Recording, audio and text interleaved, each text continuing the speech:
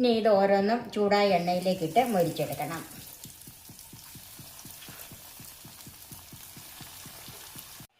ഇനി നിങ്ങൾ പഴംപൊരി ഉണ്ടാക്കുന്നതിന് പകരം ഇതുപോലെ ഒന്ന് ഉണ്ടാക്കി നോക്കണം. ഇതെല്ലാവർക്കും ഇഷ്ടപ്പെടും, ഉണ്ടാക്കാൻ എളുപ്പമാണ്. Cook with Sophie, sharing 40 years experience. നല്ലോണം പഴുത്ത 3 ഏത്തപ്പഴം, 2 ടീസ്പൂൺ പഞ്ചസാര, ഇത് 1 ടേബിൾ സ്പൂൺ കോൺഫ്ലവർ. ഇത് കോൺഫ്ലവറിന് പകരം മൈദ ആയാലും മതി.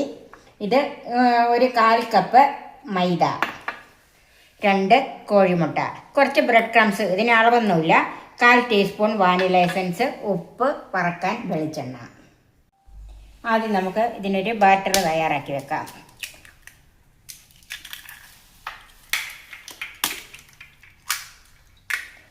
രണ്ട് മുട്ട, അതിലേക്ക് പഞ്ചസാര,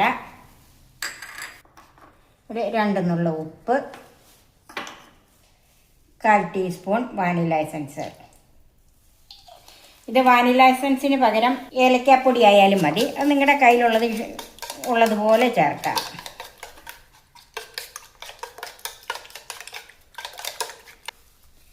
ഇതിലേക്ക് കോൺഫ്ലവർ ചേർക്കാം.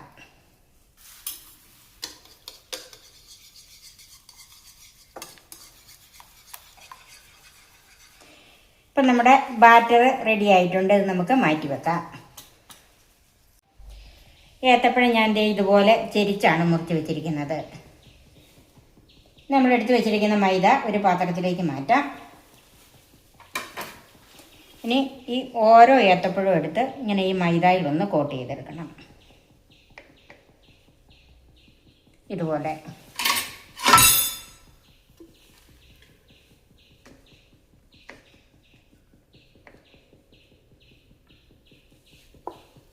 ഇനി ഈ ഓരോന്നും എടുത്ത് ഈ ബാറ്ററിൽ ഒന്ന് ഇതുപോലെ മുക്കണം. എന്നിട്ട് ഇത് ബ്രെഡ് ക്രംസിൽ ഒന്ന് കോട്ട് ചെയ്തെടുക്കണം.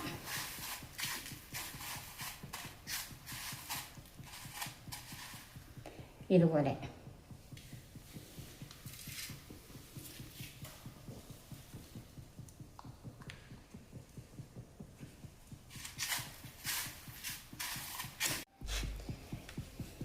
ഇനി ഇത് ഓരോന്നും ചൂടായ എണ്ണയിലേക്കിട്ട് മൊരിച്ചെടുക്കണം.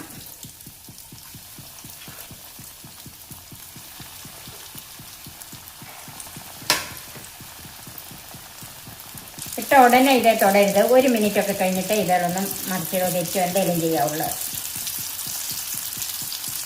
ഈ ഒരു മീഡിയം ഫ്ലെയിമിൽ വെച്ചാൽ മതി.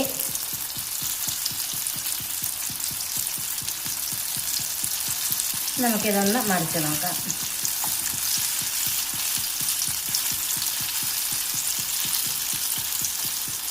ഇത് ബ്രെഡ് ക്രംസ് ആയതുകൊണ്ട് പെട്ടെന്ന് തന്നെ ആയി കിട്ടും. പഴം നല്ലവണ്ണം പഴുത്ത പഴമാണ്.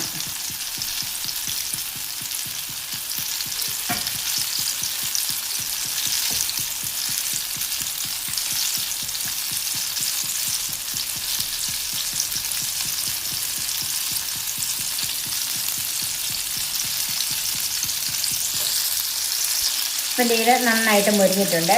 നമുക്ക് കോരിയെടുക്കാം.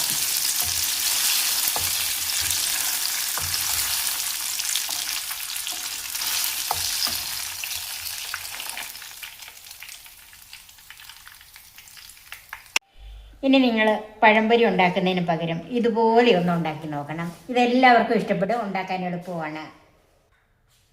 എൻ്റെ ഈ ചാനൽ സബ്സ്ക്രൈബ് ചെയ്യാനും എൻ്റെ ഫേസ്ബുക്ക് പേജ് ലൈക്ക് ചെയ്യാനും ഷെയർ ചെയ്യാനും കമൻറ്റ്സ് അറിയിക്കാനും മറക്കരുത്. പുതിയ പുതിയ വിഭവങ്ങളുമായി നമുക്ക് വീണ്ടും കാണാം. ഞാൻ സോഫി കുര്യാക്കോസ്.